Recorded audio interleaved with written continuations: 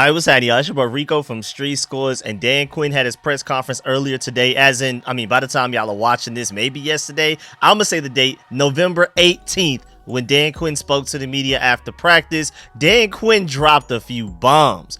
He gave us some big updates on Jayden and Marshon Lattimore, which we're both going to dive into as far as their injury situations leading up to this Cowboys game. And before we dive into everything, you already know this video is sponsored by BetUS Sportsbook and Casino. And before we get into everything else, make sure you stiff arm that like button, stiff arm the subscription button, and stiff arm the bell next to that subscription button so you get a notification each and every time I release an informative and opinionated video just like this one. Make sure you stay tuned, follow the content. Again, daily videos leading up to this Cowboys game. Of course, I will be live streaming this Cowboys game. I'm live streaming every game for the remainder of this regular season. You already know we do call-in shows as victories. So we win, call-in show immediately after the game. So let's root for them Commanders to get these dubs, make this playoffs, and make some noise in the playoffs. But without further ado, let's go ahead and dive into this video. Let's get it. Adam.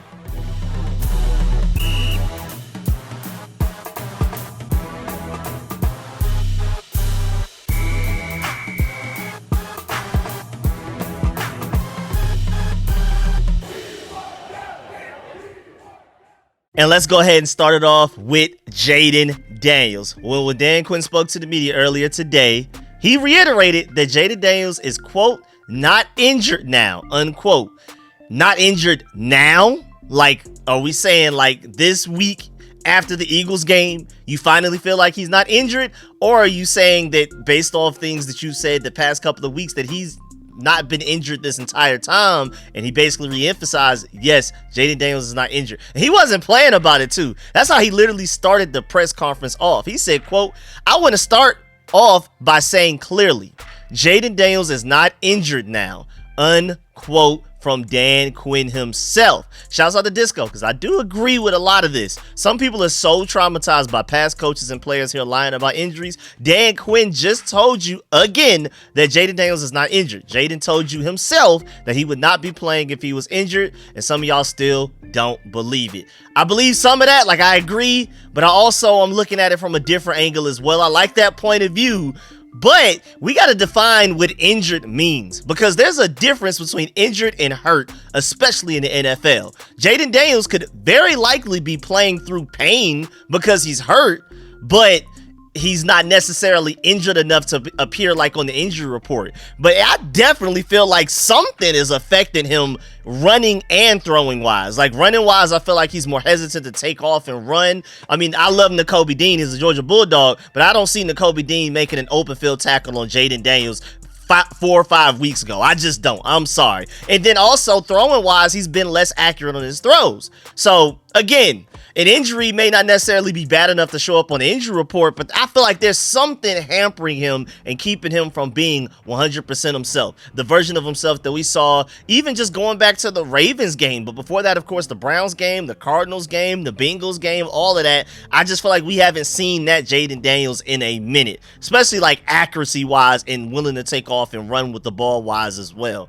But shouts out to Jay Daniels MVP for this point, because I agree with this one somewhat as well. He said, while Dan Quinn could be telling the truth, I'm not 100% sure I'm believing it just yet. So again, these are like the exact opposite opposing points when it comes to my boy Disco and my boy Jay Daniels MVP, because Jay Daniels MVP continues on saying he misses throws that he usually made on a weekly basis before the Carolina game. In each game, he has special attention with trainers checking on his ribs on the sideline. Every time the cameras check him, whenever the defense is on the field, Jayden Daniels is getting wrapped up, or he's already been recently wrapped up and they didn't catch it on camera. He's definitely playing through some sort of pain right now.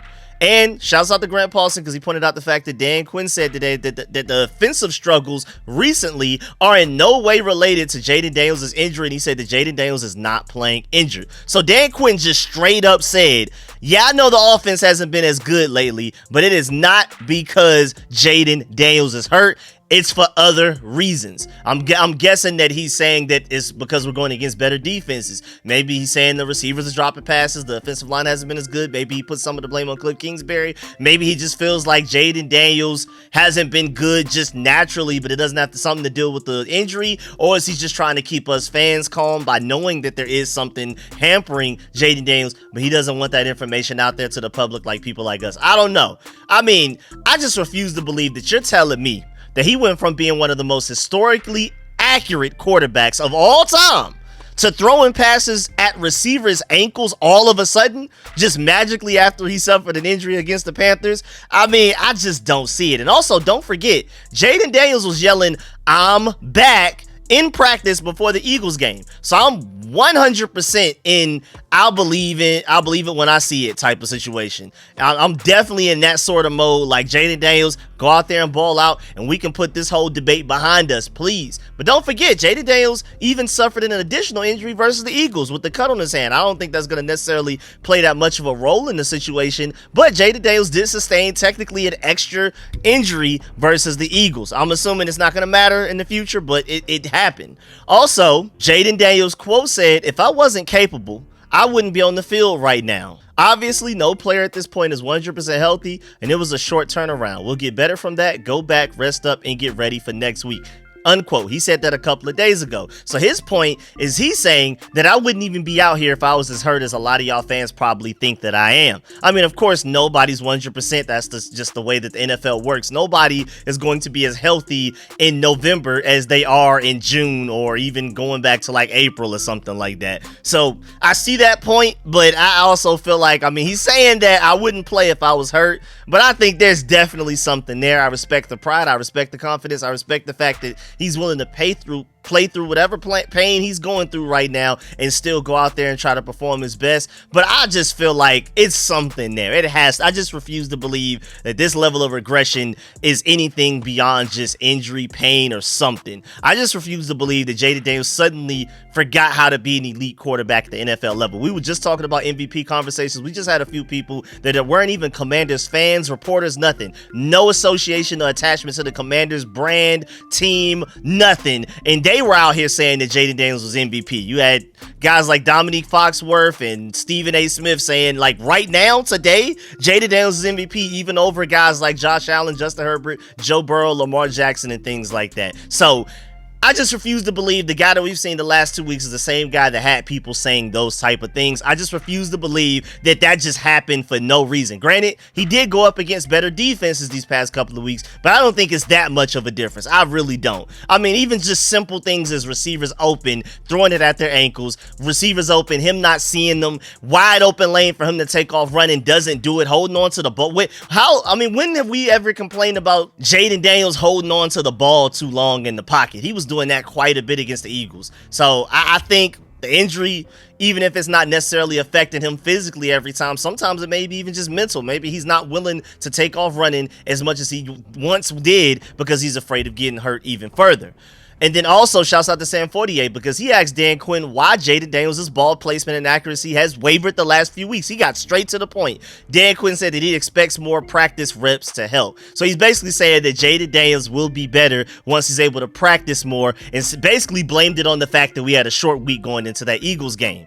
Dan Quinn attributed the injury and some decline in Daniels' passing accuracy to the offense losing valuable practice time with the quarterback because of his rookie status. Quote, "We don't have banked rep," unquote, with Jayden Daniels, Quinn continued. He also said, quote, "Rhythm and timing is a big piece of it too.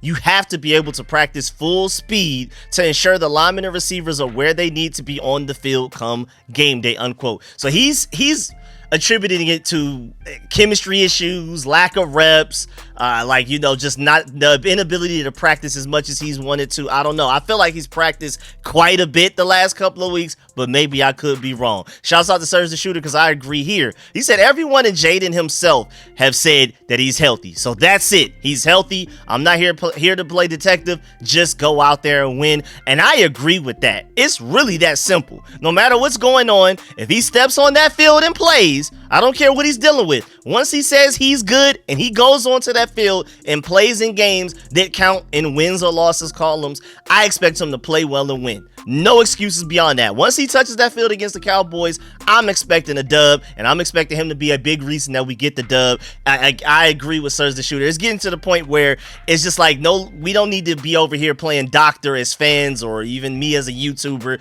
Go, if you're going to play, play. It's that simple. Now, before we move on to the Marshon Lattimore half of this video, this show is provided by BetUS Sportsbook and Casino. If you're looking for a new sportsbook, it should be BetUS for sure. First of all, they have the fastest payouts in the industry, and I know y'all want y'all money fast because I know I do. And right now, BetUS is offering you a 150% sign-up bonus on your first deposit and a 125% sign-up bonus on your next 2 deposits for up to $2,000 with code YouTube150. That's YOUTUBE150.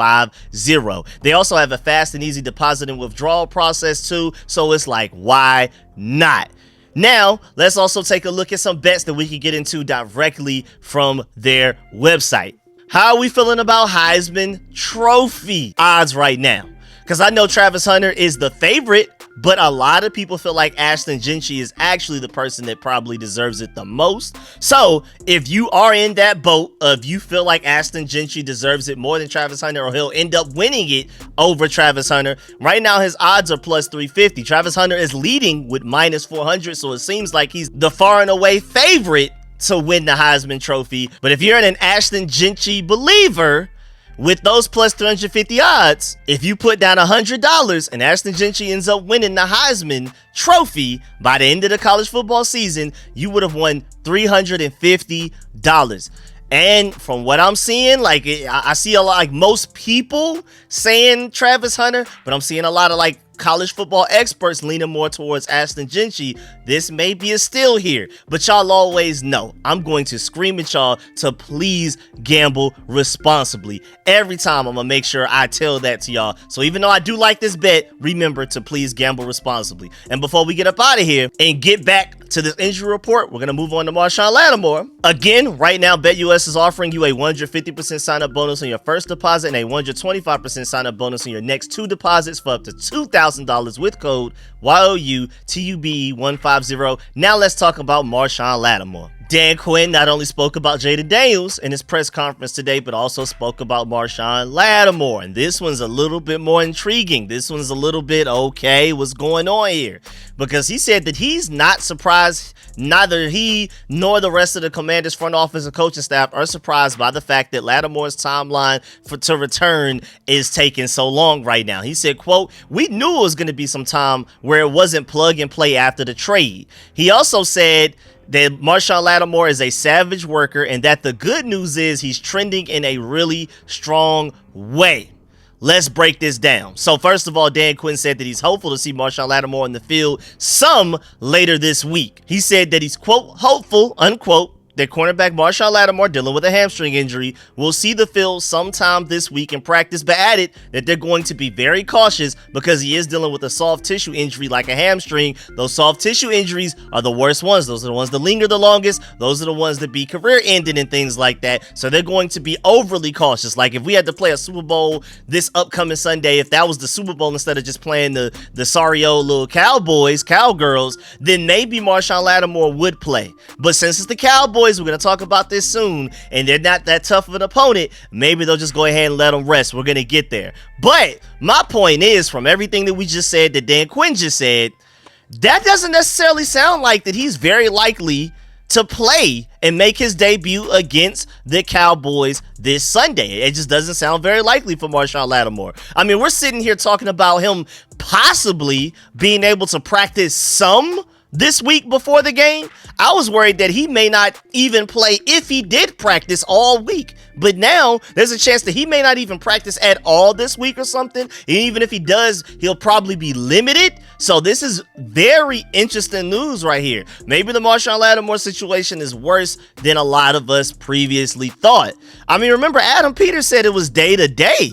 But then again, just like I mentioned earlier, Dan Quinn did say in his press conference, after a lot of the other information that I gave you, that Marshon Lattimore is trending positively in a really strong way. Maybe something that they're seeing recently these last couple of days is like him reaching a way bigger step, going further and getting closer to being healthy way quicker at a faster rate than they expected or something like that. I don't know. Maybe there's a little bit of hope there for that. But honestly, at this point, I don't believe it until I see it. Just like with Jayden Daniels, same thing with Marshon Lattimore. At this point, I mean, what are we doing sitting here playing team doctor like this? You just got to show me. Because Adam Peters said just over 2 weeks ago that Marshon Lattimore was day to day, not week to week, day to day.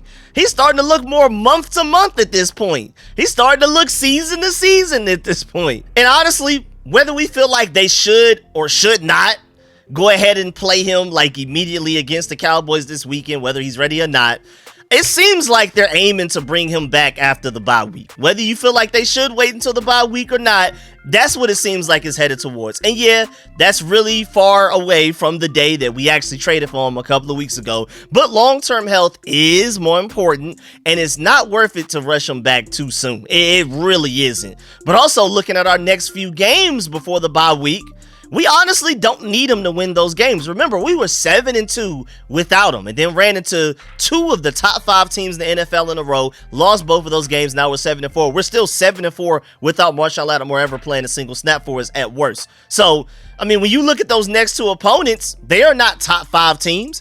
I mean, honestly, you would have a better chance of calling them bottom 5 teams, if anything. That's more accurate, if anything. So it would have been really nice to have Marshon Lattimore versus the Steelers and Eagles, because we definitely needed him for those. Like, maybe he would have made a big enough of a difference to win at least one or maybe even both of those games. But we should be able to whip up on the Cowboys and the Titans without him. So honestly, in my opinion, no rush. I want to see him on the field as soon as possible, but it's really not worth it in my personal opinion.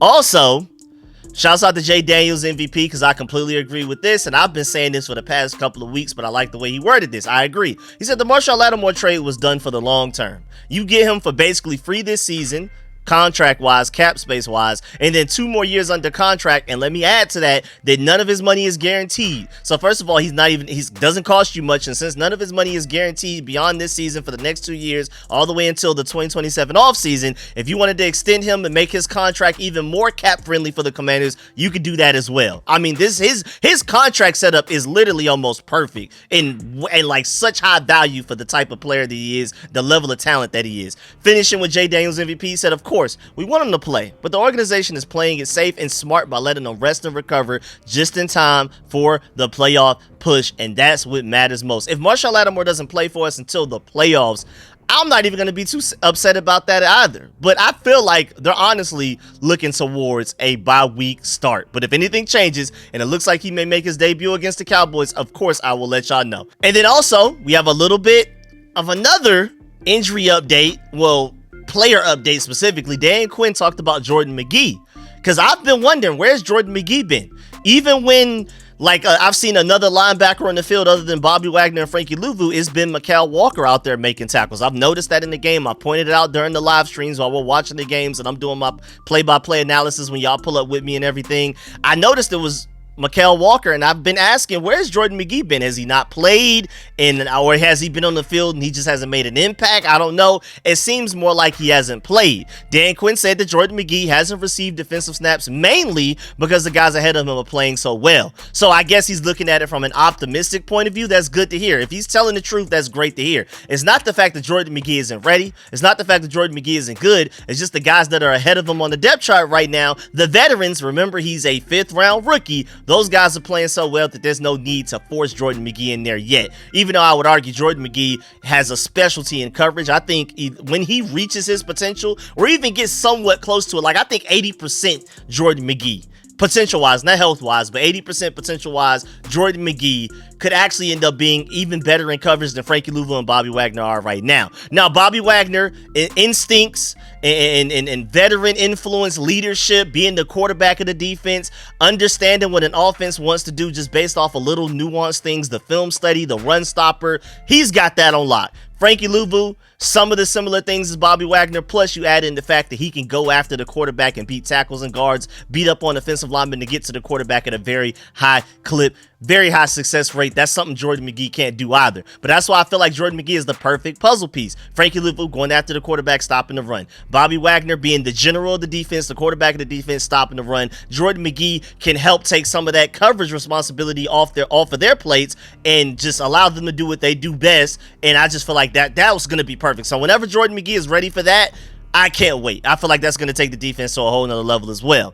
Dan Quinn also added that he tried to take out Wagner in one game for this season, and then Wagner proceeded to give the coach a side eye the next 2 weeks. I love that from Bobby Wagner. I also love the fact that he has that relationship with Dan Quinn that he can even do that. Like, how dare you think you could take me out of this game? What?